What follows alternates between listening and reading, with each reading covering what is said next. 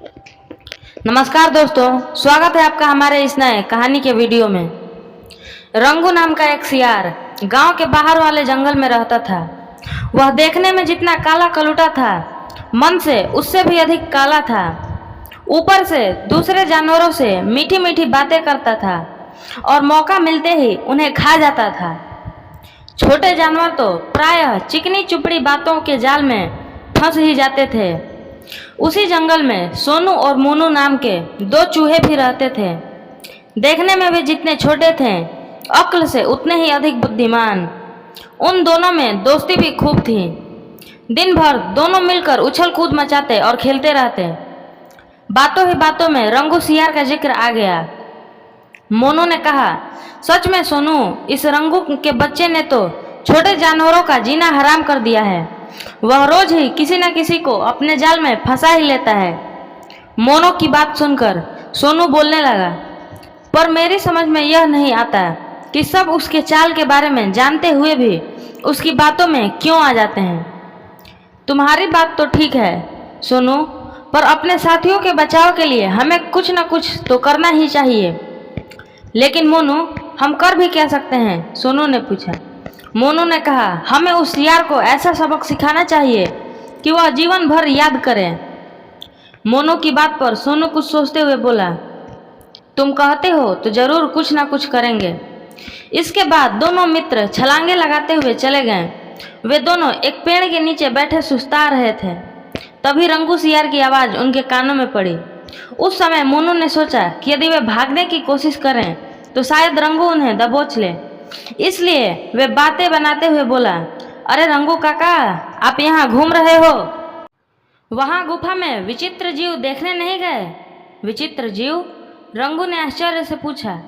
और नहीं तो क्या, आज जंगल के भीतर तालाब के पास वाली गुफा में जाने कहाँ से एक विचित्र जीव आ गया है।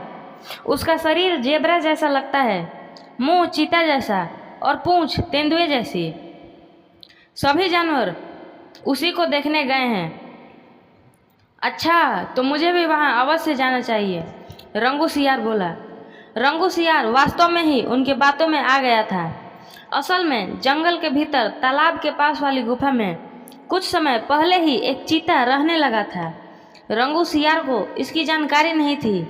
उसी का लाभ उठाकर सोनू और मोनू चूहों ने उसे यह सबक सिखाने की सोची थी। सियार उन्हें अपने बातों में फंसाकर खाने की बात भूलकर गुफा में आए विचित्र जानवर को देखने के लिए मुड़ने लगा।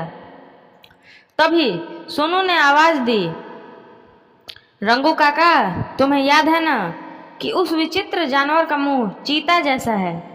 उसका मुंह देखकर डर मत जाना। आप ध्यान से गुफा में घुसकर उसे अच्छी तरह से देखना, बड़ा आनंद आएगा आपको। सोनू की बात सुनकर रंगू सियार अकड़ते हुए बोला, चीते का मुंह तो क्या, वहाँ असली चीता भी हुआ तो मैं डरने वाला नहीं। इतना कहकर रंगू विचित्र जानवर को देखने की उत्सुकता में गुफा की ओर चल पड़ा। उसी समय सोनू और मोनू चूहे भी दौड़ते हुए दूसरे रास्ते से गुफा के पास पहुंचकर छिप गए। थोड़ी देर बाद रंगू सियार गुफा के पास आया और इधर उधर झांककर गुफा के अंदर जाने लगा। सामने ही चीता का मुंह देखकर वह मन ही मन सोचने लगा कि वास्तव में ही वह विचित्र जानवर होगा। बिना किसी झिझक के वह अंदर जाने लगा। कुछ ही देर बाद रंगू सियार गिरता पड़ता गुफा से बाहर की ओर दौड़ता आ रहा था। बेचारे के शरीर पर कई जगह गहरे घाव हो गए थे। कहो रंगू काका, देख लिया विचित्र जानवर? सोनू ने पूछा तो मोनू भी बोल पड़ा, अब तक तो तुम बातों में फंसाकर छोटे जानवरों को मारते थे, आज तुम भी खुद बातों के जाल में फंस गए। रंगू सियार की आगे की दोनों टांगें इतनी बुरी तरह घायल हो गई थी कि अब वह ठीक से चलने लायक भी नहीं रहा था।